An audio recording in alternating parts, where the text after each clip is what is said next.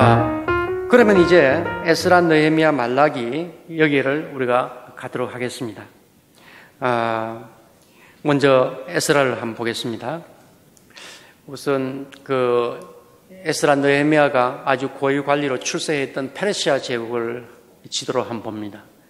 아까 봤던 아수르나 그보다는 훨씬 더 이 제국이 넓지요. 멀리 보면 저기 이 아테네까지도 이렇게 그리스까지도 진출하는 것을 볼 수 있습니다. 지금의 터키, 소아시아 지역은 물론이고요. 그리고 이쪽 지역은 보면은 인더스강, 까지 이렇게 가고 있는 것을 볼 수 있고요. 이쪽에는 이집트까지도 이렇게 진출하고 있는 것을 볼 수 있습니다. 그 당시에서는 가장 큰 제국을 이루었던 나라가 이 페르시아 제국입니다.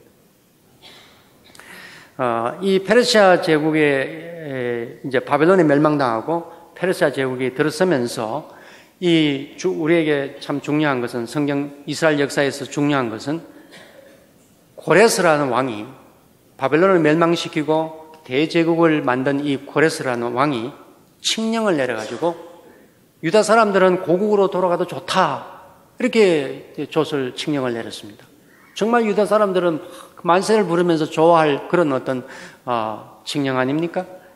그래서 스룹바벨을 비롯해서 아주 중요한 인사들이 이제 돌아오게 되는 것입니다. 그리고 성전도 다시 짓고 예루살렘 성벽도 다시 재건하고 그런 일들이 일어나는 겁니다. 그러면은 이 고레스 왕이 유다 사람을 왜 특별하게 이렇게 고국으로 돌아갈 수 있도록 해주었는가?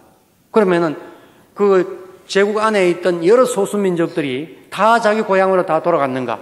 그건 아니에요. 유다 사람만 돌아가도록 했어요. 왜 그러냐? 물론 성경에는 하나님께서 감동시켜서 그렇게 했다고 이렇게 되어 있습니다만은 나름대로 고레스 왕은 자기 나름대로 정치적인 목적이 있어서 그렇습니다. 무슨 이야기냐? 이 지도를 한번 보세요.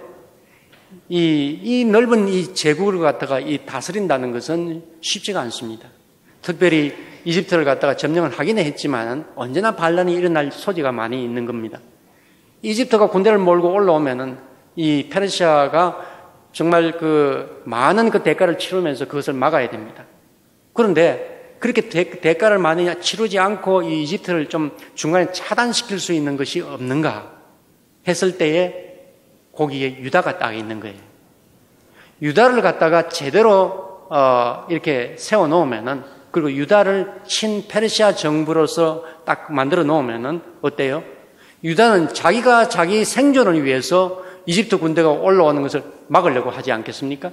그러니 페르시아로 봐서는 군대도 파견할 필요도 없고 평시에 군대를 주둔시킬 필요도 없고 돈 안 들이고 이집트의 반란군을 막을 수 있는 어떤 계책이 되는 겁니다. 이게 바로 대제국이 이렇게 뭔가를 운용하는 지혜라고 이렇게 볼 수가 있겠죠. 그럼 다시 말하자면 페르시아의 이익을 위해서 이 유다 사람들을 다시 돌려보내는 겁니다. 가서 성벽도 재건하고 성전도 재건하고 그렇게 열심히 살아라 이겁니다. 유다 사람들 얼마나 좋습니까? 하나님께 감사하고 고레스를 메시아라고 이야기를 하면서 칭송하면서 그렇게 돌아옵니다.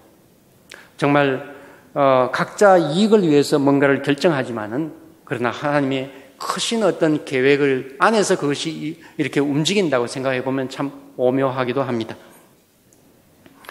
그래서 이제 이스라엘 백성들이 유다 사람들이 이렇게 돌아오는데 우리가 한 가지 염두에 둘 것은 그러면은 이 유다 사람들이 정말 만세 부르면서 다 돌아왔느냐? 그게 아니에요. 나눠서 돌아왔습니다. 나눠서. 그리고 다 돌아왔느냐? 아니에요. 일부분만 돌아왔습니다. 왜 그렇겠습니까? 이게 벌써 586년에 멸망을 당하고 강제 추방을 당했던 겁니다. 지금 돌아오는 날짜는 보면은 이제 주전 445년 아니면 스룹바벨 같은 경우에는 적어도 주전 539년, 538년 이 정도 됩니다. 538년만 하더라도 586에서 빼면은 30 거의 한 50년 가까이 안 됩니까? 그죠? 다른 지역에서 한 50년을 산다면 무슨 일이 일어나느냐? 우선 추방당한 사람은 대부분 죽습니다. 당시 평균 그 수명이 거의 한 40세 이 정도밖에 안 됩니다. 그러니 거의 다 죽게 되고 2세, 3세가 이렇게 나오게 됩니다. 그러면요, 벌써 그 지역에 적응을 하고 생활 기반을 가집니다. 그리고 언어도 벌써, 유다 언어는 벌써 잊어버리고 그 지역의 언어를 쓰려고 합니다. 이런 사람들이 다시 돌아오면 어떤 일이 일어나느냐? 유다에 가면은 토지가 있느냐? 그것도 확보되어 있지 않을 수가 있습니다. 유다에 무슨 기반이 있느냐? 말도 안 통하는 그런 수도 있습니다. 말하자면 지금 미국에 이민 가가지고 2세나 3세 보고 한국으로 오라 그러면 그렇게 달려올 사람이 많지 않습니다. 그런 어떤 상황과 비슷합니다. 그래서 다 돌아오지 않는 겁니다. 일부분만 돌아옵니다. 그것도 페르시아에서 강력하게 지원을 해주는 사람들, 혹은 페르시아 군대가 이 유다와 이집트를 왔다 갔다 하면서 거기서 그냥 남겨져 가지고 그냥 거기서 정착하는 사람들, 혹은 다른 어떤 상업적인 이유 등등 여러 가지 이유로 이렇게 돌아오는 사람들이 이제 유다의 귀한 자로서 이렇게 돌아옵니다. 이 돌아온다는 게 참 어려운 점 중에 하나가요, 거리입니다. 거리를 이렇게 재보면 거의 한 2,000km 정도 됩니다. 여기서 서울까지 가는 게 한 280km 정도 된다고 그렇게 합니다. 그러니까 2,000km 되니까 여기서 서울 가는 것의 한 7배 그 정도 거리가 되고요. 옛날에는 교통이 발달되지 않았습니다. 그래서 이동을 하게 되면은 그냥 천천히 이동을 하면 4개월 걸립니다. 그냥 가는 데만. 좀 빨리 가면 한 2개월만 하면 갑니다. 그 정도의 거리입니다. 그러니 돌아온 사람이 얼마나 적을 것인가 하는 것을 우리가 좀 짐작을 해볼 수가 있습니다. 이제 돌아와서 가장 중요한 것은 바로 성전을 재건하는 것입니다. 성전을 먼저 아무것도 없는 그 터에서 이제 먼저 하나님께 제사를 드리고요. 그 다음에 성전을 재건하기를 시작을 합니다. 그래서 성전은 515년, 돌아온 것이 538년부터 이제 돌아왔으니까 515년 하면 거의 한 23년간 걸쳐가지고 성전을 이제 다시 재건했다, 이렇게 볼 수가 있습니다. 그런데 그 성전 재건하는 것이 굉장히 힘들었어요. 반대하는 사람들도 있었습니다. 누가 반대를 했느냐? 유다라는 것이 물론 많은 사람들이 바벨론에 이렇게 잡혀갔지만 남아있는 사람들의 숫자도 상당합니다. 그리고 그것도 그냥 공백으로 남겨둡니까? 외국에서 또 그 지역으로 들어와서 또 같이 섞여서 살고 또 생활 기반을 가지고 또 그렇게 사는 거예요. 그 사는 사람들이 이 페르시아에서 돌아온 사람을 반기겠습니까? 왜냐? 페르시아에서 돌아온 사람들은 페르시아의 세력을 등에 업고 여기에 오는 겁니다. 그리고는 기존에 가지고 있던 사람들의 그 토지라든가 이런 것들을 갖다가 페르시아의 권력을 가지고 징발을 합니다. 거의 빼앗다시피 하는 거죠. 이런 어떤 상황이 이렇게 되니까 여기에 유다에 그냥 남아있던 사람들이 별로 그렇게 좋아하지를 않습니다. 이미 세력을 가지고 있는 주변의 나라들, 그 나라들이 이제까지는 유다라는 것이 별로 힘도 못 쓰고 있었는데 이제 페르시아의 지원을 받아가지고 성벽도 재건하고 성전도 짓고 하면 이것 새로운 세력이 이렇게 등장을 하니까 그 좋아할 리가 없습니다. 그래서 주변에 있는 사람들이 다 성전 재건하는 것을 방해하기 시작을 해요. 어떻게 방해하느냐? 페르시아 왕에게 편지를 보내가지고 상소를 하죠. 편지를 보내가지고 이 사람들이 지금 반란을 갖다가 계획을 하고 있습니다 하면서 막 이렇게 고자질을 하는 거예요. 그러니까 그쪽에서 들어보면 좀 그럴 것 같거든요. 그래서 성전 재건을 그만두라 뭐 이렇게까지도 하고 하는 그런 어떤 과정을 거쳐서 중간에 성전 재건이 좀 중단된 그런 일도 있었습니다. 그러나 다시 그렇지 않습니다. 우리가 반란을 계획하고 있는 것이 아닙니다.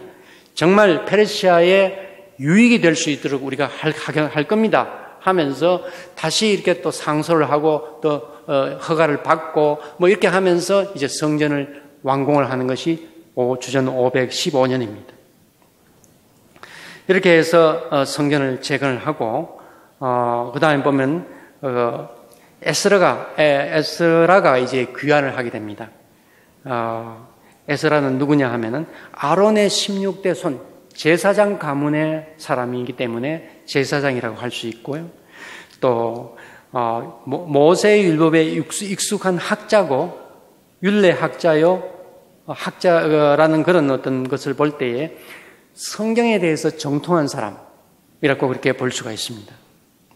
해서 특별히 에스라가 와서 한 역할 가운데는 하나님 말씀을 낭독하고 해석해서 백성들로 하여금 깨닫게 하는 그 일을 아주 많이 진행한 것을 볼 수가 있습니다. 아까 여러분과 함께 보았던 그런 일들입니다. 다음은 느헤미야로 가겠습니다.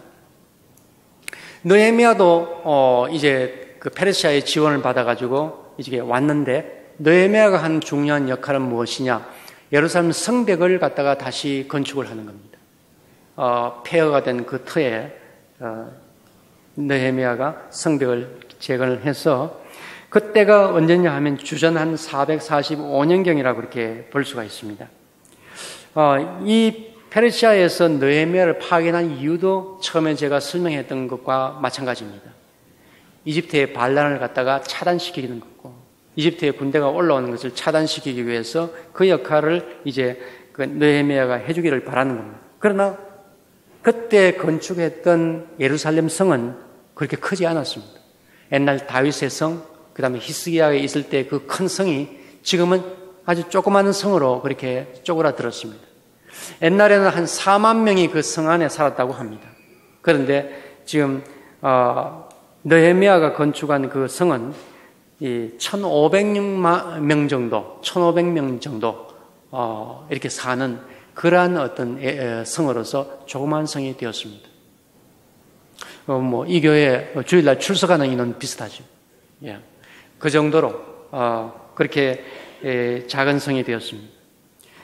말하자면은 우리는 이 모습을 보면서 오늘날 이분들이 성경을 우리들에게 전달해 준 것입니다.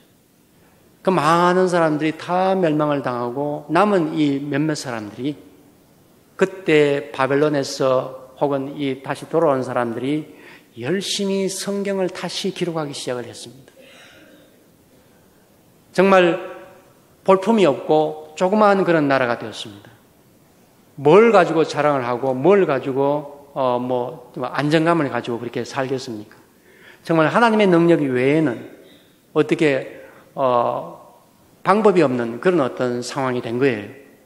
그런 상황 속에서 그들은 이제까지 예언자들이 그렇게 전했던 것, 그 다음에 이제까지 역사 가운데 있었던 그 모든 것들을 다 모아가지고 그것을 다시 편찬하고 저술하고 하는 그런 어떤 일들을 진행을 시켜서 오늘날 우리가 가지고 있는 구약 성경, 이것이 그때의 대부분이 형성이 되었습니다.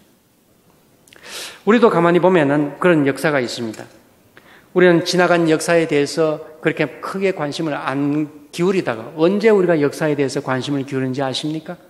일본 사람이 우리나라를 점령해버리고 우리가 국권을 잃어버리고 희망이 없을 때에 단재 신채호 같은 그런 분들이 도대체 우리가 어디서 왔으며 우리가 어떤 민족인가 하는 것을 역사를 통해서 알려주기 위해서 직접 만주벌판을 다니면서 답사를 하고 그 내용을 가지고 우리의 상고사, 말하자면 고조선, 고구려, 신라, 백제 이야기들을 기록해서 역사를 만들어서 그 역사를 전달하려고 애를 쓰지 않습니까? 이렇게 군사력이나 정치력이나 그런 면에 있어서 힘이 없는 그런 상황에서는 우리의 역사, 하나님께서 우리를 이끄신 그러한 일들, 하나님께서 우리에게 주신 말씀, 이것이 너무너무 귀중했던 겁니다. 거기에 모든 것을 걸고서 그들은 살아왔던 것입니다. 그래서 이 말씀이 다시 기록되고 이 말씀이 오늘날과 같이 우리에게 전해진 것입니다. 어떻게 보면 참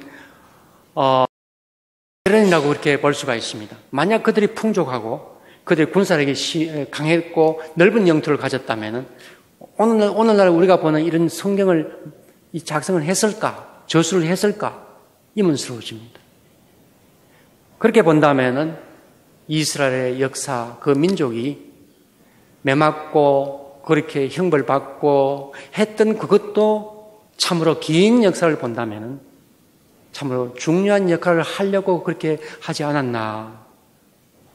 아니면은 그런 어떤 잘못에도 불구하고 하나님께서 악을 선으로 바꾸사 우리가 필요로 하는 그 말씀을 우리에게 전달해 주기 위해서 이스라엘, 유다 사람들의 마음을 감동시키지 않았겠는가 하는 이렇게 한번 짐작하고 한번 해석을 해봅니다. 이런 것들을 본다면은 우리의 삶에 있어서도 우리가 힘이 없고 어렵고 힘든다 할지라도 그 가운데서 하나님은 악을 선으로 바꾸사 그 고난을 기회로 바꾸사 하나님께서 하실 큰 일을 하실지 어찌 알겠습니까? 하나님께서 성도들을 이끌어 가시는 모습은 정말 우리가 짐작하기도 힘든 그런 놀라운 일들이 많이 있습니다. 그것이 바로 하나님의 지혜요, 하나님께서 이끄시는 그러한 모습입니다. 교회 안에서 성벽을 재건하고 그 다음에 그 성벽을 재건할 때에 어떤 일이 일어나느냐 하면은 갑자기 여인들이 막 성벽 앞으로 몰려오면서 느헤미야한테 막 외칩니다. 우리를 좀 어떻게 굶어 죽지 않게 해 주십시오 하면서 막 아이들하고 막 이렇게 오는 거예요. 무슨 일인가 이렇게 보니까 정말 양식이 없어서 야단 낳는 겁니다. 그 부근에 흉년도 이렇게 들었고요. 그런데 중요한 것은 뭐냐 하면 많은 그 남자들은 성을 쌓기 위해서 이제 강제 동원됐겠죠. 그러니까 여인들이 이제 농사를 지을 수밖에 없고 그렇게 하다 보니까 농사 수확도 좀 시원찮고 거기다 흉년도 들고 이런 어떤 상황 속에서 정말 굶주리면서 견디다 못해서 그렇게 몰려온 겁니다. 그러면서 무슨 이야기를 하느냐 하면은 우리가 너무 힘듭니다. 세금도 너무 다 많이 그렇게 바쳐야 되고요. 또 그뿐만 아니라 고리대금, 이자율이 너무 높아가지고 도무지 우리가 살 수가 없습니다. 우리가 땅을 빚을 갚지 못해서 이렇게 차압당하고 또 그것도 안 돼가지고 우리의 자녀들까지도 이렇게 빚에 팔려갑니다. 그러니 이러한 상황을 보시고 좀 해결해 주십시오 하면서 몰려온 겁니다. 느헤미야가 가만히 보니까 이거 보통 일이 아니거든요. 그래서 무슨 일인가 하면 조사를 해봤더니 정말 그래도 돈 가진 사람들, 세력에 있는 사람들이 그 돈을 빌려주고는 높은 이자를 받았던 거예요. 고리대금을 했던 거예요. 그래서 느헤미야가 가만히 보니까 느헤미야 자신도 그렇게 했는 것 같아요. 그래서 이거 안 되겠다. 이제부터는 이자를 받지 말자. 그리고 우리가 돈을 빌려준 것은 더 이상 받을 생각하지 말자. 채무를 면제야. 이제는 갚지 않아도 된다. 하면서 그렇게 약속을 하자. 제사장을 불러서 하나님 앞에서 우리가 그렇게 약속을 하자. 하면서 거의 그때부터는 이자를 받지를 않고 빌려준 돈을 받지 않는 채무를 면제하는 그러한 계획을 단행을 했습니다. 그것이 쉬운 일이겠습니까? 그렇지만은 느헤미야가 아주 간곡하게 그리고 강력하게 그것을 실시를 해가지고 많은 사람의 동의를 받아가지고 그것을 실천을 했습니다. 이것이 느헤미야가 한 굉장히 중요한 그 내용입니다. 계획입니다. 특별히 5장 11절 말씀은 그 번역이 어떻게 되냐면은 너희들이 취한 돈과 곡식과 포도주와 기름의 백분율을 돌려주라. 백분율이 뭔가 좀 의아합니다. 아마도 백분율이라는 말은 이자를 가리키는 것으로 볼 수 있습니다. 퍼센테이지. 그러니 이 이자를 받지 말자. 형제에게는 이자를 받지 말자 하는 그런 식으로 이제 계획을 단행한 것을 볼 수가 있습니다. 느헤미야와 에스라의 그 계획을 이렇게 이야기를 하면서 우리가 조금 이렇게 주목을 할 것은 뭐냐면 그 가운데에 그 외국 여인들과 결혼한 사람들에 대해서 굉장히 말하자면은 책망을 많이 했습니다. 소위 국제 결혼하는 그런 케이스의 경우에 있어서 책망을 많이 했습니다. 그리고 심지어 이제는 이혼을 해라 하는 식으로까지 이렇게 강력하게 나갔습니다. 우리가 보기에는 이게 뭐가 그렇게 잘못되었기 때문에 이런 그 결정을 하는 건가라고 이렇게 생각할 수 있고요. 또 그것을 우리 고지고대로 오늘날 받아들여가 정말 국제 결혼 하지 말아야 되는가 그런 생각을 갖게 되는데 이건 좀 더 우리가 좀 살펴보고 해석을 해볼 필요가 있습니다. 우선 그 당시 상황이 어떻습니까? 정말 그 예루살렘 성 안에는 1,500명밖에 되지 않는 적은 인원이 그야말로 하나님 성전을 건축하고 하나님만을 믿겠다고 그렇게 났습니다. 그러나 주위에 있는 대부분의 마을과 그 주변에 있는 것은 다 다른 신을 섬기는 우상 숭배를 하고 있습니다. 그런 상황 속에서 이 외국 여인과 결혼을 하게 되면 어떤 현상이 일어나느냐면 우선 유다의 말이 지켜지지가 않습니다. 가정에서 전부 외국말을 쓰고 있습니다. 특히 여인이 이렇게 외국 여자가 왔을 경우에는 아이들이 전부 언어를 배우잖아요. 그래서 유다의 그 언어가 계속 지켜지지를 않는 겁니다. 이런 어떤 일들이 일어나고 동시에 하나님을 믿는 신앙도 전달이 되지를 않는 겁니다. 유대인들은 그렇게 이야기를 합니다. 어머니가 유대인이라야 유대인으로 인정을 한다. 아버지가 아닙니다.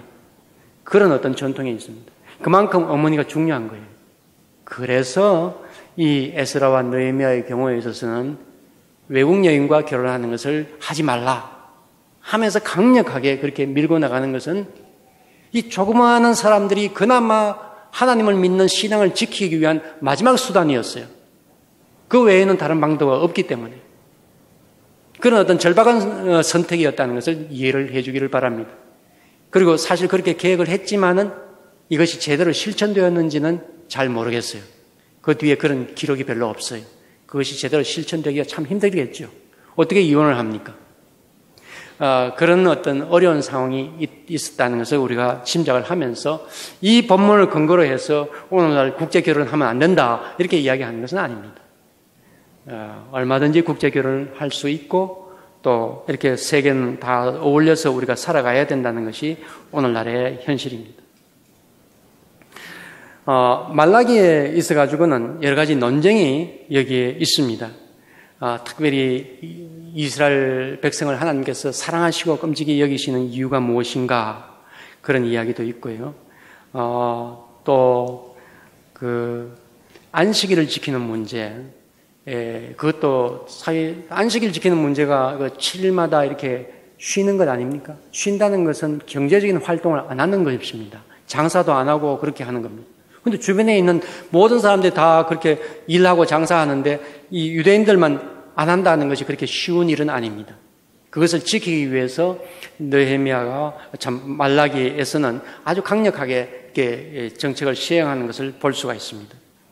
또 그와 더불어서 제사를 드릴 때 병든 제물을 가지고 옳지 못한 그런 제물을 가지고 와서 하나님께 드리는 거 그런 거 안 된다.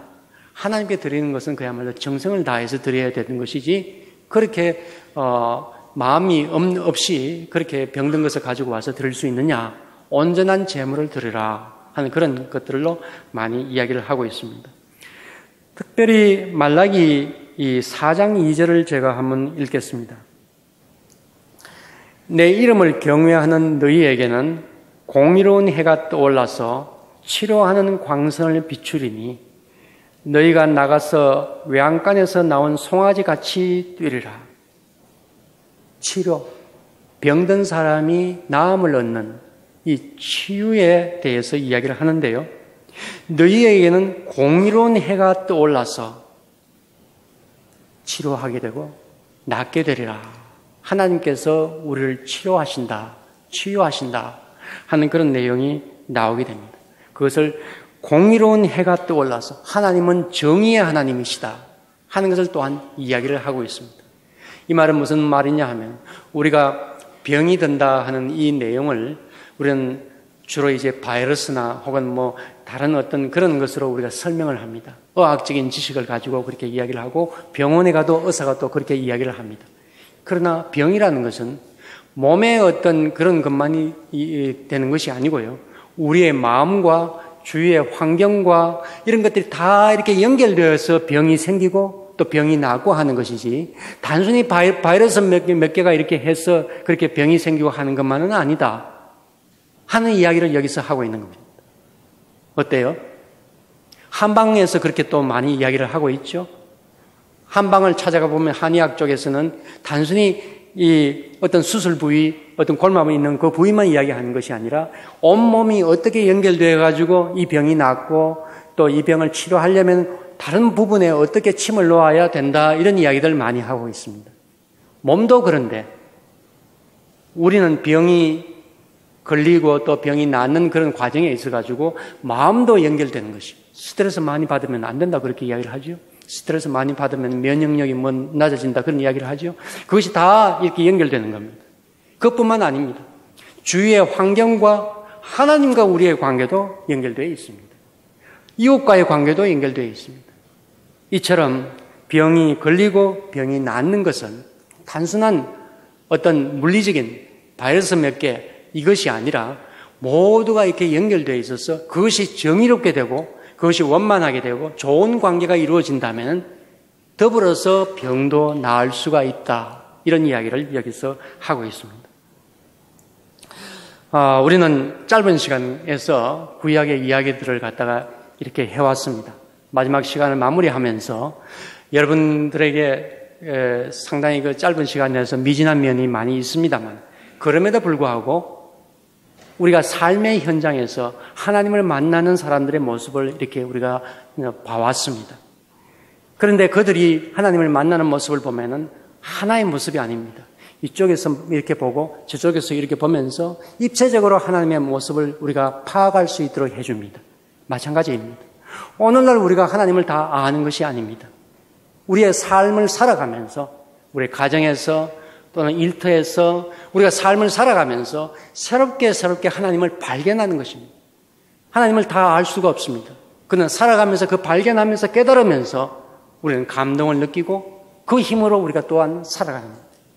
이제까지 하나님께서 보여주지 못한 것을 여러분들이 발견할 수도 있습니다.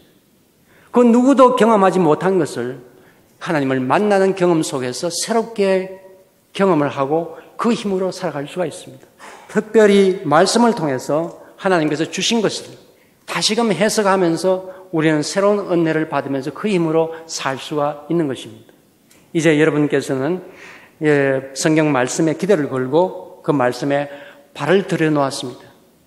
평생 동안 이 말씀에 은혜를 받고 힘을 얻고 살아가기를 원합니다. 그것을 위해서는 이 말씀을 곱씹으면서 다시금 읽으면서 이 말씀이 무슨 뜻인가? 이 말씀이 어떤 뜻이며 나는 이 말씀을 실천하기 위해서 어떻게 해야 되겠는가? 한번 생각해보고 하나님께 질문도 해보고 또 다른 책을 한번 뒤적이면서 이 뜻이 무엇인가 한번 찾아보기도 하고, 그래서 그것을 새롭게 알아나가는 그 재미야말로 여러분들을 성숙시킬 것입니다. 그리고 한 가지라도 여러분의 삶의 현장에서 실천을 할 때 여러분은 용기가 생기고 믿음의 담력이 생길 것입니다. 자신만이 아는 믿음의 비밀을 가질 것입니다. 이런 어떤 모습이 될 때에 하나님께서 정말 기뻐하십니다.